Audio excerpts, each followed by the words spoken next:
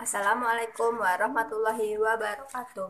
Halo adik-adik, apa kabar? Semoga dalam keadaan sehat dan dalam lindungan Allah Subhanahu wa taala ya.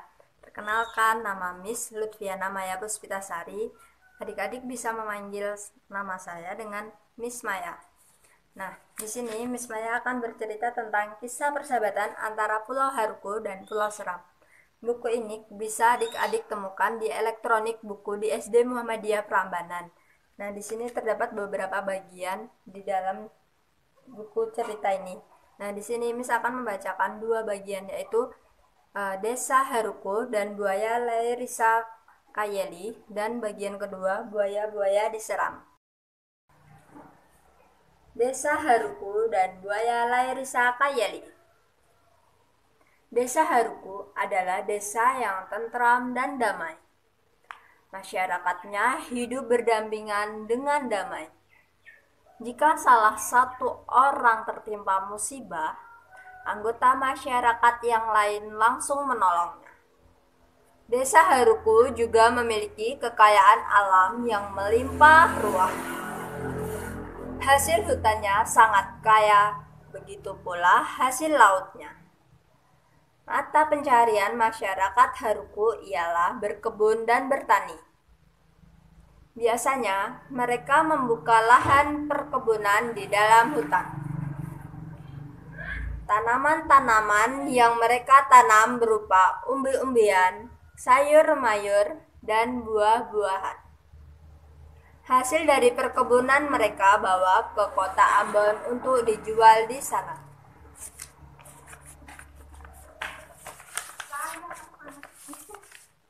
Hari itu, Domingus akan pergi ke kebun untuk memanen buah durian. Beberapa hari sebelumnya, ayah dan pamannya sudah pergi untuk memanen durian. Mereka sempat mengajaknya, tetapi melihat istrinya yang sedang sakit, Domingus mengurungkan niatnya. Pada pagi hari itu, setelah melihat keadaan istrinya mulai pulih, ia memberanikan diri untuk meminta izin kepada istrinya. "Istriku, aku mau pergi memanen durian di kebun. Mungkin setelah 3 hari aku baru pulang. Jangan lupa minum obatmu." "Baiklah, berhati-hatilah. Semoga perjalananmu lancar. Aku akan mempersiapkan bekalmu selama di hutan. Tunggulah sebentar, akan kuuntai ijuk menjadi cincin agar kau dapat hadiahkan kepada Buaya Lairisa Kayeli," kata Marise kepada suaminya. Ada rasa khawatir dan sedih dalam hatinya. Namun, ia harus melepaskan suaminya karena pada musim durian masyarakat akan mendapat banyak keuntungan dari penjualan durian. Uang yang diperoleh dapat digunakan untuk biaya hidup sehari-hari. "Selamat pagi Marise, bagaimana keadaanmu? Aku bawakan nasi kuning untuk sarapanmu." Mendengar suara itu, Domingus keluar. "Oh, Tante Konstanta, silakan masuk." Setelah mempersilahkan Tante Konstanta masuk, mereka bertiga bercakap-cakap sebentar. Melihat Domingus sedang bersiap-siap meninggalkan rumah, Tante Konstanta menawarkan diri untuk menjaga Marise.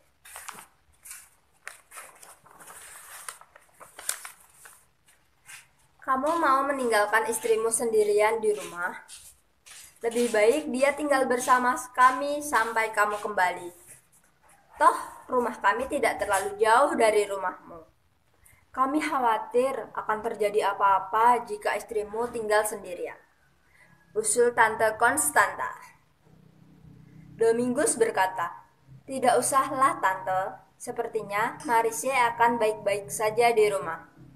Janganlah kamu merasa sungkan, kita kan bertetangga, sudah seperti saudara. Jika ada yang membutuhkan pertolongan, kita harus saling membantu. Pergilah bekerja dengan giat agar mendapatkan hasil yang banyak," ucap Tante Konstanta. Mendengar ucapan Tante Konstanta, Domingus merasa tenang meninggalkan istrinya. Setelah mereka makan nasi kuning yang dibawa oleh Tante Konstanta, Domingus berpamitan kepada istrinya dan Tante Konstanta. Kebun Domingus dan masyarakat Haruko berada di tengah hutan. Hutan tersebut berbeda daratan dengan desa Haruko. Untuk dapat sampai di hutan tersebut, masyarakat desa Haruko harus menyeberang sebuah sungai yang bernama Lairisakayeli. Di sungai Lairisakayeli hiduplah seekor buaya betina. Oleh penduduk Haruko, buaya tersebut dijuluki Raja Lairisakayeli. Sang buaya memiliki bentuk tubuh tidak sama dengan bentuk tubuh buaya pada umumnya. Kulitnya putih halus dan tidak bersisik. Buaya Lairisakayeli juga tidak memiliki taring yang panjang sehingga kesan garang yang terdapat pada buaya-buaya pada umumnya tidak tergambarkan pada bentuk fisik buaya Lairisakayeli. Selain itu, buaya itu sangat akrab dengan masyarakat di negeri Haruko. Buaya itu sering menolong mereka menyeberangi sungai untuk pergi berkebun. Ketika Domingus sampai di tepi sungai, air sedang pasang. Dia melihat Martinus, sepupunya, sedang berdiri menunggunya. "Maaf, sudah lamakah menunggu? Tadi saya makan dulu baru kesini," ucap Domingus. "Tidak mengapa, saya juga baru sampai. Buaya Lairisakayeli juga masih di seberang sungai." "Nah, itu dia baru menuju kemari," jawab Martinus sambil menunjuk ke arah sang buaya. "Ini saya bawakan cincin untuk hadiah kepada sang buaya. Semoga dia menyukainya," jawab Domingus sambil menunjukkan sebuah cincin ijuk yang sudah diuntai. Beberapa saat kemudian, sang buaya akhirnya sampai di tepi sungai. "Wahai buaya yang baik hati, sudikah engkau mengantarkan saya dan saudara saya ini menyeberangi sungai? Kami hendak memanen buah durian," tanya Domingus kepada buaya Lairisakayeli. Dengan raut wajah berseri-seri, sang buaya menjawab, "Wahai saudaraku, naiklah ke punggungku ini. Akan saya antarkan kalian berdua ke seberang sungai." Mendengar perkataan sang buaya, tanpa ragu keduanya naik ke atas punggung buaya Lairisakayeli. Setelah sampai di seberang, Domingus dan Martinus berterima kasih kepada buaya Lairisakayeli. "Terima kasih, wahai buaya yang baik hati. Jasamu ini akan selalu kami kenang. Ini cincin yang dibuatkan istriku untukmu. Semoga kamu menyukainya," ucap Domingus sambil memasangkan cincin tersebut pada jari sang buaya. "Tak usah merasa sungkan, saudaraku. Semoga hasil panenmu berlimpah ruah. Terima kasih atas pemberianmu ini." Sambil menjawab perkataan Domingus, buaya Lairisakayeli kembali berenang ke seberang sungai untuk mengantarkan penduduk lainnya yang hendak menyeberang. Domingus dan Martinus kemudian melanjutkan perjalanan mereka ke dalam hutan untuk memanen buah durian. Buaya-buaya diserang. Hari masih pagi. Tetapi air laut di Tanjung Sial telah berubah warnanya menjadi merah. Air laut yang berubah warnanya itu adalah tanda bahwa sebuah pertempuran sengit baru saja terjadi. Sesosok mayat buaya terapung di atas air dengan keadaan yang sangat mengenaskan. Di atas ranting pohon di tepi laut terdengar suara yang menggelegar. Suara yang jika didengar oleh orang atau hewan yang bernyali kecil akan membuat mereka berlari tunggang-langgang karena ketakutan. Suara itu berasal dari seekor buaya perawakan sangar. Badannya besar, taringnya menjalur keluar mulut, dan otot-otot badannya terlihat jelas pada kulitnya.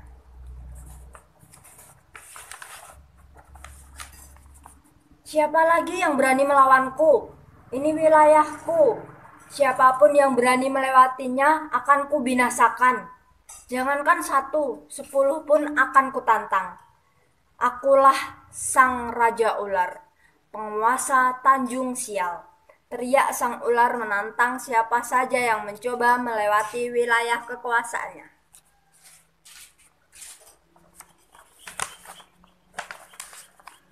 Mendengar teriakan si ular besar, para buaya dan burung kecil bersembunyi menyelamatkan diri. Bagaimana ini ketua? Buaya yang berasal dari pulau baru sudah dikalahkan oleh si ular besar. Padahal dialah satu-satunya harapan kita untuk mengalahkan ular besar yang sombong itu, ucap salah satu buaya kepada ketua buaya. Ternyata si ular besar benar-benar memiliki kesaktian yang luar biasa. Kita harus mencari cara untuk mengalahkannya agar kehidupan kita menjadi aman dan damai. Adakah yang dapat memberi masukan untuk memecahkan persoalan kita? Jawab sang ketua buaya. Ketua buaya merasa putus asa dengan keadaan yang menimpa dan sahabat-sahabatnya sesama buaya.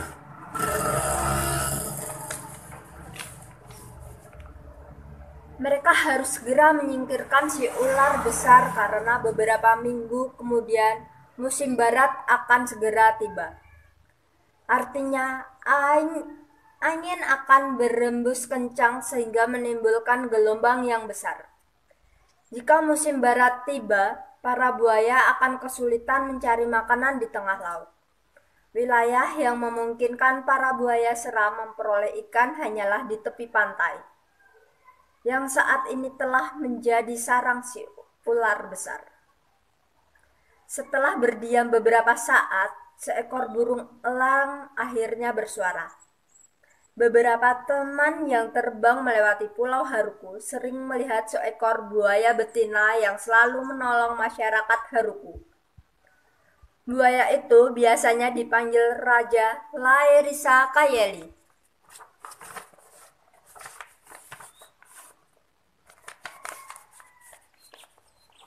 Bagaimana mungkin seekor buaya dapat hidup berdampingan dengan manusia? Jawab seekor buaya yang saat itu dengan nada tidak percaya. Burung pun menjawab, saya tidak tahu mengapa buaya itu bisa hidup di sana.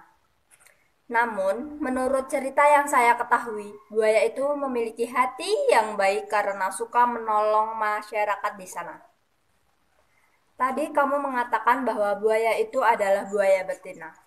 Apakah kamu dapat menjamin bahwa buaya betina itu tidak akan mati sia-sia di tangan sang Raja Ular? Tanya sang ketua buaya. Saya tidak dapat menjamin apakah buaya betina itu mampu mengalahkan sang Raja Ular. Sebaiknya dicoba dulu, mengingat kesaktiannya mampu tinggal berdampingan dengan manusia. Jawab burung elar meyakinkan pendapatnya. Mendengar jawaban itu, ketua buaya seram akhirnya menyetujui usulan burung elang. Baiklah saudara-saudara sekalian, saya sendiri yang akan pergi ke Haruku menjemput buaya Raja Laerisa Kayeli. Besok pagi saya akan melakukan perjalanan menuju Haruku. Doakan saya agar mampu membujuk buaya Raja Laerisa Kayeli untuk datang ke Seram dan membantu kita melawan si ular besar. Mendengar jawaban ketua buaya, seluruh ruangan persembunyian menjadi bergemuruh dengan sorak-sorai seluruh penghuni Pulau Seram. Nah, apakah adik-adik tahu cerita atau pesan amanat dalam cerita kisah persahabatan antara Pulau Haruku dan Pulau Seram? Nah, pesan atau amanat yang tersampaikan dalam cerita ini adalah kita harus baik hati, saling membantu, dan saling menolong supaya kita bisa hidup tentram, aman, dan damai. Nah, semoga kalian bisa menerapkan amanat tersebut dalam kehidupan sehari-hari kalian ya. Cukup sampai di sini dulu Miss berceritanya. Wassalamualaikum warahmatullahi wabarakatuh.